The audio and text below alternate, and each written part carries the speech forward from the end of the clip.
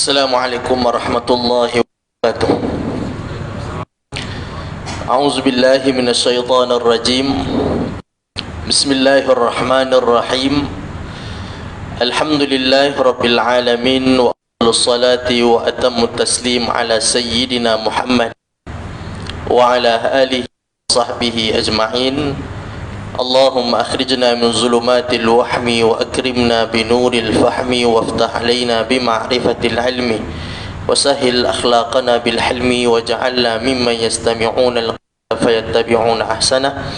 Allahumma inna na'udzubika min an nadhilla aw nudalla نزله أو نزله أو نظلمه أو نظلمه أو نجهله أو يجهل علينا عز جارك وجل ثناؤك ولا إله غيرك بالله وبالله توكلنا على الله لا حول ولا قوة إلا بالله العلي العظيم. Muslimin sedang hadirin, mudah-mudahan dirahmati dan dikasihi oleh Allah Subhanahu wa taala. Alhamdulillah, yang pertamanya syukur kepada Allah Subhanahu wa taala di atas kesempatan, di atas peluang yang Allah berikan kita berada pada hari yang cukup mulia dan hari yang cukup istimewa, yang mana terdapat di dalamnya beberapa kelebihan. Mungkin sebahagian orang yang menyangka bila sebut Jumaat semata Jumaat sahaja, tetapi sebenarnya Jumaat ini adalah satu hari, satu waktu yang Allah berikan macam-macam kelebihan. Kalau kita nak hitung ni banyak kelebihan pada hari Jumaat. Di antara kelebihan yang ada pada hari Jumaat, itulah kata Ibnul Qayyim rahimahullah, orang yang bersedekah pada hari Jumaat, maka kelebihan dia seperti seseorang yang bersedekah pada bulan Ramadan dibandingkan dengan bulan-bulan yang lain. Sebut tentang kelebihan kita beramal, kita beribadah, kita melakukan kebaikan, kebajikan pada hari Jumaat adalah kelebihan yang cukup besar berbanding daripada hari yang lain. Maka antara kelebihannya itu lagi adalah doa yang cukup mustajab. Hari yang lain pun Allah makbulkan doa, tetapi hari Jumaat lebih kuat mustajabnya daripada hari-hari yang lain. Maka pada waktu dan kesempatan ini saya nak kongsikan dengan tuan-tuan sekalian satu doa daripada Nabi sallallahu alaihi wasallam. Doa yang pendek, doa Nabi ni tak panjang. Nabi ni doanya pendek tetapi pendek dan padat. Doa sallallahu alaihi wasallam doa yang pendek tetapi maksud yang cukup luas. Maka pada hari ini saya nak kongsikan doa tersebut. Nabi sallallahu alaihi wasallam berdoa dengan satu doa yang saya yakin kita semua biasa dengar doa tu, dan mungkin sebahagian besar daripada kita dah hafal pun doa tu. Apa doanya? Nabi sallallahu alaihi wasallam berdoa, Allahumma inni as'alukal huda wat tuqa wal afaf wal ghina. Saya ulang, Allahumma inni as'alukal huda wat tuqa wal afaf wal ghina. Dalam doa ini Nabi minta empat perkara. Yang pertama, Nabi minta al-huda, petunjuk. Dan yang kedua, wat-tuqa, dan takwa. Dan yang ketiga, wal-afaf, iaitulah penjagaan daripada Allah, daripada kita melakukan dosa dan maksiat. Jadi kita minta Allah pelihara kita. Dan yang keempatnya adalah wal-ghina, dan adalah kekayaan. Baik. Jadi setiap daripada empat yang kita bacakan tadi itu ada maksud dia yang cukup luas. Dan kalau selama ni kita doa, kita tak faham apa yang kita doa, apa yang kita minta. Maklumlah kita doa dalam bahasa Arab. Jadi pada kali ini tuan-tuan, doa ni pendek saja. Jadi sebenarnya banyak doa-doa Nabi sallallahu alaihi wasallam yang pendek-pendek kita boleh hafal, tetapi maksud yang cukup-cukup padat, maksud yang cukup-cukup luas. Contoh yang lain, satu doa yang kita biasa dengar dan kita hafal, saya yakin doa itu.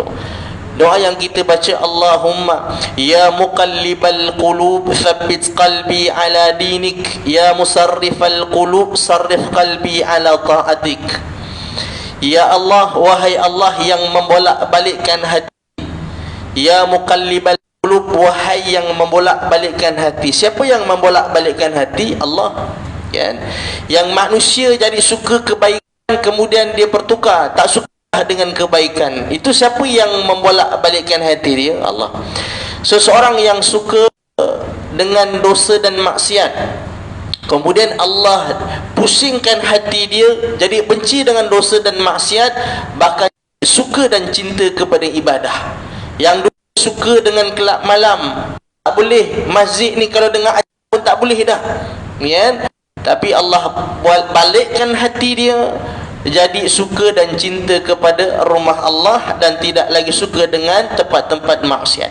Siapa yang buat demikian? Allah Subhanahu wa taala. Maka Nabi minta, tsabbit qalbi ala dinik. Ya Allah, kekalkan, kuatkan, mantapkan hati aku ni tetap dalam agama dan ketaatan kepadamu. Jadi Nabi minta kepada Allah Subhanahu wa taala supaya Allah mantapkan hati itu sentiasa hidupnya menurut agama Allah, menurut apa yang Allah suruh, meninggalkan apa yang dilarang oleh Allah. Itu maksud daripada hadis Nabi sallallahu alaihi wasallam. Jadi yang kita nak kongsi pada hari ini, saya nak supaya tuan hadir ni faham dan sebelum keluar daripada masjid ataupun surau kita ni dah doa ni dan kita amalkan doa ni. Ini doa yang selalu Nabi sallallahu alaihi wasallam baca. Allahumma inni as'alukal huda, wahai Allah, inni as'alukal huda, aku mohon kepadamu petunjuk. Nabi sallallahu alaihi wasallam minta daripada Allah ini petunjuk. Jadi persoalannya, Nabi ni tak ada hidayah ke? Hidayah tu maksudnya petunjuk. Nabi ni hidayah ke sampai diminta kepada Allah Subhanahu wa taala? Nabi ni tak dapat hidayah ke? Pun tak cukup hidayah ke sampai kepada Allah? Selalu Nabi sallallahu alaihi wasallam minta. Tuan-tuan yang hadirin yang dirahmati Allah, Nabi ni manusia ataupun secara umum dia makhluk yang pernah Allah buat yang paling mulia di sisi Allah. Tidak ada makhluk yang Allah cipta lebih mulia daripada Nabi sallallahu alaihi wasallam. Dan tidak ada orang yang nanti boleh masuk syurga, baik daripada kalangan sahabat ke ataupun di kalangan para anbiya ke, tidak ada seorang pun yang boleh masuk syurga melainkan setelah Nabi masuk barulah giliran lain masuk. Itu Nabi sallallahu alaihi wasallam. Kemuliaan dia macam tu. Tetapi tidak pernah minta sentiasa kepada Allah supaya Allah berikan petunjuk, Allah berikan hidayah. Kita yang banyak dosa, kita yang banyak maksiat, kita yang banyak lupa dengan Tuhan, kita tak minta hidayah dan petunjuk daripada Allah. Baik, apa yang dimaksudkan hidayah dan petunjuk yang diminta oleh Nabi sallallahu alaihi wasallam? Baik, manusia ni, saya nak bagi mudah faham, manusia ni dia sentiasa, kita sentiasa memerlukan petunjuk daripada Allah Subhanahu wa taala. Apa makna petunjuk? Contoh, kalau kita duduk di tempat gelap, ada cahaya lampu, tak ada cahaya bulan, tak ada cahaya apa, gelap gelita, maka kita perlukan sesuatu untuk supaya kita boleh berjalan dengan selamat. Apa yang kita perlukan? Lampu. Sebab sekarang kita tak tahu, depan kita mungkin longkang, mungkin gaung, kanan kiri, begitu juga dengan belakang. Kita perlukan sesuatu keadaan gelap itu untuk kita selamat daripada bahaya. Jadi itu manusia perlukan, sentiasa memerlukan Allah untuk memberikan sentiasa petunjuk dan panduan dalam kehidupan manusia. Manusia ni dia ada beberapa jenis, kan? Ada orang, kita cerita orang Islam lah, ada orang yang datang ke masjid, apa tujuan dia? Tujuan dia nak sembahyang Jumaat. Hari ni ada orang yang datang ke masjid hari ni, apa tujuan dia? Nak sembahyang Jumaat. Kan? Sah tak Jumaat dia sah? Walaupun dia tak dengar khutbah, sembahyang Jumaat dia sah. Maka dia datang nanti, bila dah di akhir khutbah, dia tahu dah pukul 1.40 ni dia dah hujung-hujung khutbah dah, maka barulah dia keluar daripada rumah, keluar daripada kedai makan, keluar daripada pejabat dan sebagainya. Baik, ada orang yang dia datang semata-mata sembahyang. Dia datang semata-mata nak sembahyang, dia nak mulakan dengan khutbah, sembahyang, habis sembahyang balik. Ada orang yang macam tu. Ada orang yang tak macam tu. Ada orang yang dia bukan hanya sekadar hari ni hari Jumaat nak dengar khutbah dan sembahyang Jumaat saja. Tak, bukan itu tujuan dia hari ini. Dia nak datang awal, nak rebut saf yang di depan, kerana saf yang di depan ini banyak pahalanya daripada saf yang di belakang. Kan? Dia datang awal, dia tak nak orang lain duduk dulu depan ni, dia nak duduk dulu depan ni. Kan? Kemudian dia datang awal, selain daripada dia nak merebut saf yang di hadapan, dia nak dengar pula ada majlis ilmu sebelum mulanya sembahyang Jumaat, ada dulu kajian. Kemudian baru dengan khutbah, dia nak dengar yang itu. Dia nak rebut pahala duduk dalam majlis ilmu. Beza tak orang yang kedua dan yang pertama? Beza, kan? Ada orang yang ketiga pula. Ada orang yang ketiga, dia datang ke masjid bukan hanya sekadar dia nak duduk saf di hadapan, bukan tujuannya hanya itu, bukan tujuannya hanya duduk saf depan dengar khutbah sembahyang Jumaat. Bukan hanya itu, tapi ada tujuan yang lain. Sebab bagi dia ni hari Jumaat, maka dia akan datang, sebelum balik dia akan sedekah dulu. Beza tak? 1, 2, 3, beza. Kenapa ada perbezaan macam tu? Setiap manusia itu berikan hidayahnya berbeza, tunjuknya berbeza. Orang yang pertama dia tak terfikir pun ada kelebihan yang lain yang perlu dilakukan. Kan? Ada orang yang masuk, tak apalah, asal dapat tiang cukup. Kan? Bukan orang sinilah kita cerita, kita bagi contoh. Asal masuk sekolah, duduk belakang ke depan ke kanan, sama je. Kan? Apa? Sebab Allah tak berikan hidayah, Allah tak berikan petunjuk, Allah berikan ilmu kepada dia bahawa kelebihan yang kau boleh buat, kau tak buat. Tapi kita yang faham, mana kita dapat hidayah daripada Allah lebih daripada orang lain. Sebab kita faham saf yang di hadapan ini bukan biasa-biasa. Orang yang duduk depan ni bukan hanya semata nak duduk depan, tapi ada kelebihan yang disebutkan oleh Nabi SAW. Kalau seandainya orang itu tahu kelebihan saf di hadapan, maka akan undi kalau terpaksa undi. Itu kata Nabi SAW. Kalau kita tahu kelebihan orang yang semayang saf di hadapan, maka kalau perlu undi, dia akan cabut undi. Jadi maknanya undi ni kalau ada rebutan lah. Kalau tak berebut, tak payah undi. Kan? Buat undi pun orang undi. Tapi maksudnya, manusia itu Allah beri hidayah dan petunjuknya berbeza. Maka sebab itu Nabi SAW minta kepada Allah tunjuk, supaya sentiasa Allah pandu hidupnya mengikut apa yang Allah Subhanahu wa taala suka. Kan? Begitu juga dengan kita. Sebab itu kita minta dalam doa yang lain, Allah arinal haqqa haqqan warzuqna ittiba'ah wa arinal batila batilan warzuqna ijtinabah. Ya Allah, nampakkan di mata aku ni kebaikan itu satu benda baik. Wa warzuqna ittiba'ah, rezekikan kepada aku untuk ikut kebaikan itu. Kan? Sebab kadang-kadang kita tak nampak yang baik itu benda baik, dan kadang-kadang kita nampak itu baik, benda itu baik, tetapi tak ada, dia jadi selera nak lakukan kebaikan itu. Macam contoh kan, kita tahu bahawa datang awal ke masjid itu kan satu kelebihan, kan, pahalanya banyak. Kita tahu benda itu, tetapi keinginan untuk melakukan kebaikan itu tak ada. Maka kita minta kepada Allah, Zuqnat tiba'ah, rezekikan kepada aku untuk ikut, untuk lakukan kebaikan itu. Arinal batila batila warzuqna jitinabah, dan nampakkan kepada aku maksiat itu benda yang buruk, keburukan itu benda yang buruk. Warzuqna jitinabah, dan ya Allah bantu aku, berikan aku, rezekikan kepada aku supaya aku boleh jauh daripada maksiat itu. Kan? Macam kita tahu bahawa mengumpat orang itu, kan, tetapi tak takut. Sebab apa? Sebab Allah tidak berikan rasa benci dalam diri kita terhadap maksiat. Itu kita kena minta kepada Allah, kan? Jadi kita perlu minta hidayah dan petunjuk daripada Allah Subhanahu wa taala. Maka orang yang Allah berikan hidayah dan petunjuk lebih, maka dia lebih baik daripada orang lain. Kita bagi contoh yang lain. Saya bagi contoh yang lain. Katalah kita nak pergi kenduri, kita nak pergi kenduri di dekat Banting contoh, kan, di Kampung Endah Banting contoh. Jadi kita tahu jalan, kita pun start kereta, kita pergi sampai di satu jalan jam, kita pun ikutlah jalan tu sebab tak tahu jalan lain. Kalau pusing lain takut tak sampai, maka kita pun ikut, tak apalah, lambat pun lambatlah, yang penting sampai. Kalau kita kona ikut kepala kita, takut tak sampai pula. Satu. Dan yang kedua, dia keluar bila sampai satu tempat jam tadi itu, dia tahu ada jalan yang lain, maka dia pun ikut jalan lain, kan? Dia potong jam tadi itu, dia ikut walaupun jauh sikit, akhir dia pun sampai juga, kan? Yang awal tadi tolak pukul 11, pukul 3 baru sampai pasal jam.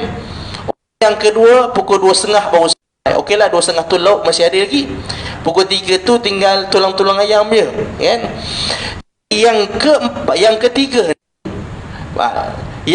sebelum dia keluar, dia dah terfikir dulu, jalan hari Sabtu ni orang keluar, takut jalan jam, maka dia pun buka, oh betul jalan jam, kan?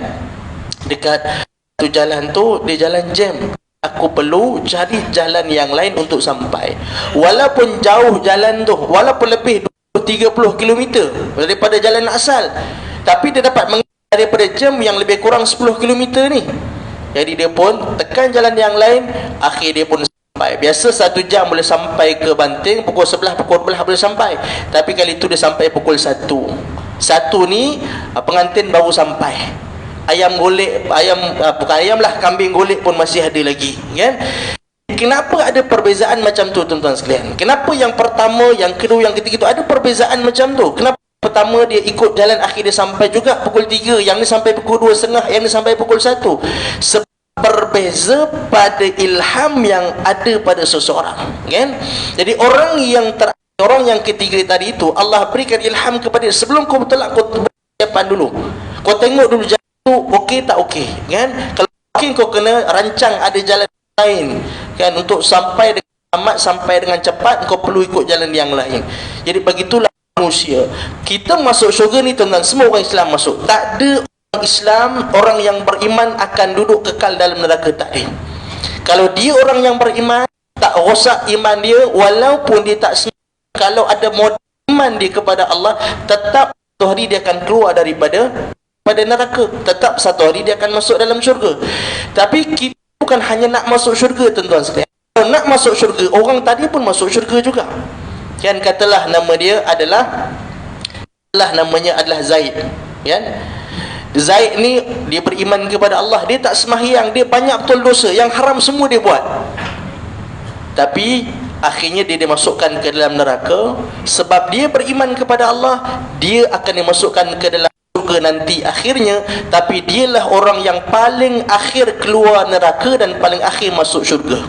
Bila dia masuk tu neraka, Allah tutup dah, tak ada dah dalam tu semua orang kafir. Jadi Zaid ini orang yang masuk syurga. Kita nak tak macam kita? Tak nak. Sebab Zaid walaupun masuk syurga, tetapi masuknya lambat, masuknya terpaksa masukkan neraka dulu, baru dimasukkan ke dalam syurga. Dan ada orang yang mungkin dia tak masuk dalam neraka, kan? Dia tak masuk dalam neraka, tetapi dia terpaksa menunggu giliran di padang mahsyar sampai ke mahkamah Allah, habis barulah dimasukkan ke dalam syurga. Tuan-tuan, kalau kita nak masuk syurga, tak nak masuk neraka pun, orang tu macam tu juga. Namanya Omar dia tak masuk neraka, dia terus masuk dalam syurga, tetapi dia terpaksa menunggu giliran untuk masuk dalam syurga. Giliran macam mana? Kan kita kan nanti di padang mahsyar kan akan masuk mahkamah Allah dulu, kan dihitung oleh Allah, ni hartanya banyak, buat apa dengan harta ni? Engkau kata rumah kau besar, kau pernah tak ambil tentang orang-orang yang susah, orang-orang yang ditimpa musibah, kau ambil berat tak? Walaupun dikata ni hartaku ya Allah, cari dengan titik peluh aku tak cari yang haram, betul, tetapi orang susah, orang datang minta bantuan, kau bantu tak? Jadi itu waktu dia. Tapi sebelum kita itu, berapa ramai yang masuk mahkamah dulu, nak sampai giliran kita tu agak-agak bila? Nabi Nuh, umat dia umur kan 500, 700 tahun, 1000 tahun. Seorang umur 1000 tahun, agak bila habis waktu dia didakwa? kan? Masuk pula orang yang kedua, masuk orang yang ketiga. Ramai manusia depan kita ni yang masuk dulu sebelum kita masuk untuk dibicara di mahkamah Allah Subhanahu wa taala. Walaupun Umar tak masuk neraka pun, dia terus masuk syurga, tetapi masuknya lambat. Lepas ribuan, ratusan ribu, jutaan tahun duduk di padang mahsyar, maka barulah dimasukkan, dipindahkan ke dalam syurga Allah. Kita pun tak nak macam tu. Kita nak yang macam mana?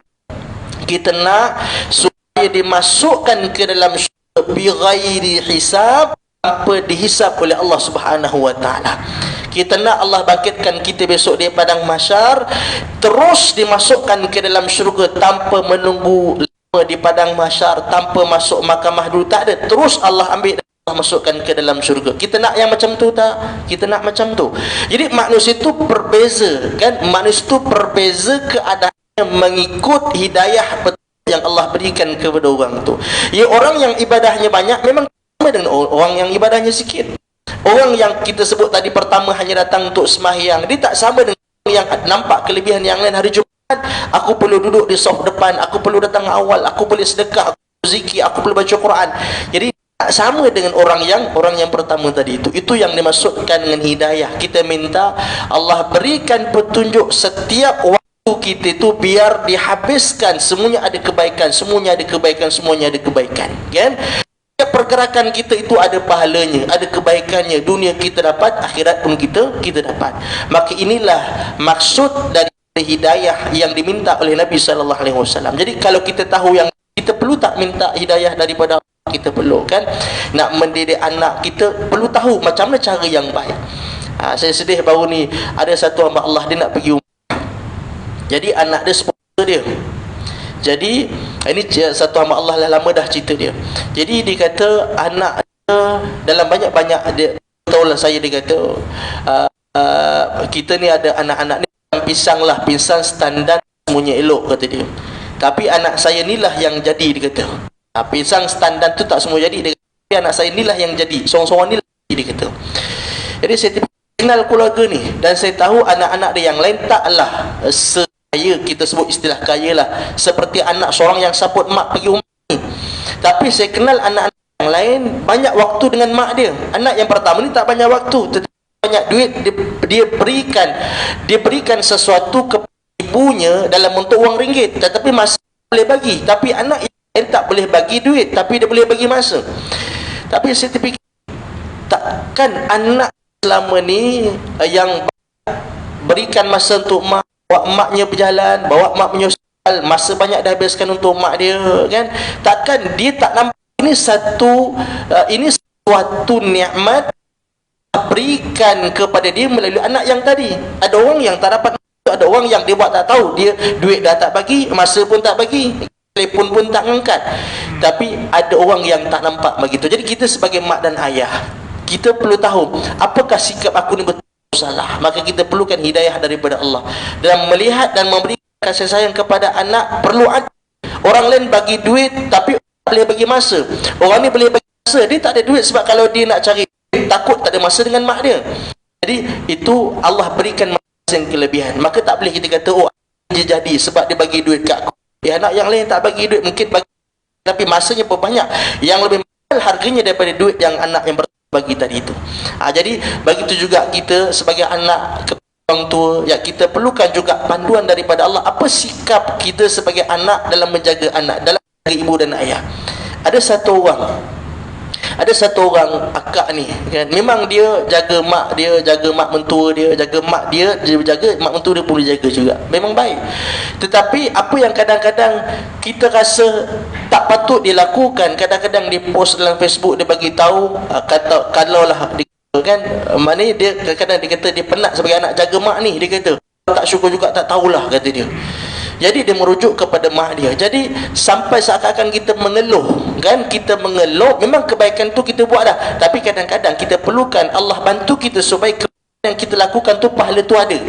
Kan kata Allah dalam Quran, kan, orang yang sedekah akhirnya pahala tu tak ada. Sebab apa? Sebab dia mengungkit-ungkit. Jadi rugilah kita, habis masa, habis duit kita, tetapi kita tak ada.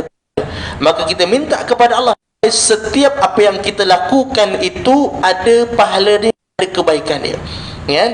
Jadi itu yang dimaksudkan dengan hidayah. Berapa dah jam? lagi 10 minit. Jadi itu yang dimaksud dengan hidayah, sentiasa memerlukan panduan dan petunjuk daripada Allah Subhanahu wa taala supaya kita jadi orang yang beruntung dunia dan juga akhirat. Jadi ini doa permintaan yang pertama oleh Nabi SAW. Allahumma inni as'alul huda. Ya Allah, berikan kepada aku hidayah. Bukan masuk Islam saja, tapi setiap kebaikan itu Allah tunjukkan dekat aku. Setiap yang menguntungkan itu Allah tunjukkan dekat aku. Itu maksud hidayah. Itu yang pertama. Kemudian yang kedua, Nabi minta wattaqwa dan takwa. Apa makna takwa? Ringkasnya takwa, buat apa yang Allah suruh, tinggalkan apa yang Allah larang. Sebab kadang-kadang kita nampak, yang pertama kita minta dah Allah bagi hidayah, Allah bagi petunjuk. Kita nampak dah petunjuk. Oh, ini benda yang baik, perlu buat, kan? Tetapi kekuatan keinginan nak melakukan kebaikan itu kita perlu juga. Kita tak naklah kita nampak yang baik itu baik saja, tapi kita nak kekuatan Allah bantu kita dapat lakukan kebaikan tu. Tahu sedekah ni pahalanya banyak, tahu dah Allah bagi dah macam tu, tapi kita nak supaya kita dapat buat. Tahu dah bahawa fitnah orang haram, dosa besar, kita minta Allah berikan kekuatan kepada kita supaya kita jadi jijik dengan maksiat dan juga benda-benda yang tidak baik. Itu maksud takwa. Dan kemudian yang ketiga, wal afaf. Afaf ni minta Allah mengawasi kita daripada keburukan, sama ada maksiat ataupun benda-benda yang tak elok. Ada kisah Nabi cerita tentang satu orang ibu, dia menyusukan anak. Kemudian lalu depan dia satu orang yang rumah pakaian dia kemas, kereta dia mewah, lalu depan yang sedang menyusukan bayinya. Maka si ibu tadi dia doa, dia kata, ya Allah, berikanlah, jadikan anakku masa depan macam ni. Jadi mak dia minta supaya anak dia bersanti berjaya macam orang tu. Orang tu dia nampak berjaya, pakainya mahal, kenderaannya mewah. Jadi si anak tadi tu Allah Subhanahu wa taala takdirkan dia lepas susu, dia kata, ya Allah, jangan jadikan macam tu. Tengah-tengah bayi, tengah masa kecil, seorang bayi itu boleh tak? Kan kata Nabi ada 3 bayi kat masa kecil. Saya tak cerita yang tu, nak cerita tentang budak ni. Habis. Kemudian yang kedua, selepas dia duduk lama dia menyusukan bayinya tu, lalu pula seorang perempuan yang dipukul dan dituduh dan dikatakan kamu berzina, kamu pepak. Seorang perempuan, kan, dipukul oleh orang ramai dan dipukul, dituduh sebagai pezina, perempuan. Maka si ibu sekali lagi dia kata, ya Allah, jangan jadikan anakku macam tu. Sebab seorang ibu tak nak anak dia jadi penjahat macam tu, tak naklah jadi anaknya rosak seperti wanita tadi tu. Tetapi anak tadi lagi dilepaskan susu, dia kata, ya Allah, jadikan aku seperti dia. Tapi mak ni pun hairan. Dia kata, kenapa yang pertama tak nak, yang kedua nak pula? Yang pertama tu orang yang laki-laki yang berjaya, tak nak pula, minta macam tu. Yang ni pula perempuan yang pukul, yang berzina tadi, nak pula jadi macam tu. Maka mak ni tanya kepada anak. Maka kata Nabi SAW, anak ini pun jawab. Dia kata, yang pertama tadi, seorang laki-laki yang pakai dia kemas, yang kenderaan mewah, itu sebab dia adalah seorang pemimpin yang zalim. Maka sebab itu nampak dia berjaya, hartanya banyak. Sebab mana hartanya banyak itu hasil daripada pekerjaan yang haram, kan? Maka sebab itu aku tak nak jadi macam tu. Manakala si wanita tadi, dia adalah perempuan yang baik, dan sebahagian kadang-kadang orang yang baik dituduh, difitnah segala macam. Jadi perempuan itu perempuan yang baik, cuma dia dituduh ataupun dia difitnah sehingga diperlakukan seperti itu. Jadi setelah itu dia kata, aku minta supaya nak jadi macam orang yang baik. Jadi apa yang saya nak sampaikan kepada tuan-tuan, bahawa kadang-kadang kita nak macam baik, kan, kita nampak benda tu bagus, baik, kan, tapi hakikatnya kita tak tahu. Maka kita minta Allah jaga kita, Allah jaga kita daripada segala keburukan yang akan berlaku dalam hidup kita, dan Allah hindar kita, Allah jaga kita, Allah awasi kita daripada melakukan maksiat kepada Allah Subhanahu wa taala. Itu yang dimaksudkan dengan afaf. Wal ghina, yang terakhir adalah kekayaan. Apa yang dimaksudkan dengan kaya? Bukan harta saja. Satu hadis kata Nabi SAW, seseorang yang bangun tidur dapat keamanan, aman, hidup dia aman. Kita bangun tidur tadi aman tak? Bangun tidur rumah kita tak ada orang ganggu, tak ada orang pecah masuk, bangun dalam keadaan yang aman, kita aman. Dapat tak benda tu? Kita dapat. Yang keduanya, Allah berikan dia dapat kesihatan. Mana kita bangun sihat, mata tengok, telinga boleh dengar, boleh bercakap, boleh bergerak, sihat. Yang ketiga, makan cukup. Makan cukup tak hari tuan dapat 3 aman, sihat, makan cukup. Maka orang yang ini, kata Rasulullah, seakan-akan Allah berikan khazanah dunia kepada dia. Apa Nabi nak bagi tahu? Nabi nak bagi tahu rezeki bukan hanya pada mata wang sahaja, sihat rezeki. Kalau kita tak dapat duit yang banyak tapi kita dapat sihat, tuan-tuan dapat luangkan masa datang ke masjid, nikmat yang Allah berikan kepada orang-orang yang Allah Subhanahu wa taala sayang. Kalaupun kita duit tak banyak tapi rezeki Allah bagi dalam bentuk yang lain, keamanan, Allah bagi anak, Allah bagi bahagia, Allah macam-macam Allah Subhanahu wa taala bagi. Maka sebab itu kita perlu syukur apa yang Allah dah bagi kepada kita. Jangan kita berlebih-lebihan pada perkara yang kita tak dapat. Kalaupun kita pulun benda yang kita tak dapat, yang belum ada, kita cuba nak dapat, belum tentu kita dapat. Tapi lebih baik sebelum kita dapatkan benda yang baru, syukur dengan apa yang dah ada dulu. Allah dah bagi sihat, berapa lama dah kita dapat sihat tu. Allah bagi makan, banyak tahun dah kita makan, kan? Jadi macam-macam Allah bagi, maka itulah yang dimaksudkan dengan kaya. Kita minta supaya Allah berikan kekayaan jiwa, kekayaan dalaman kepada kita. Berapa minit? Lagi 3 minit. Jadi tuan-tuan, itulah doa yang saya harapkan tuan-tuan sebelum keluar daripada masjid ini hafal doa ni. Boleh? Ya, saya nak baca sekali, tuan-tuan boleh ikut tak? Boleh ikut insya-Allah, ya. Allahumma inni as'alukal huda wat tuqa wal afaf wal ghina. Jadi saya yakin tuan-tuan sekali baca insya-Allah dah boleh ingat dah.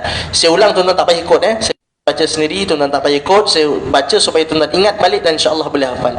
Allahumma inni as'alukal huda wat tuqa wal afafa wal ghina. Pendek je.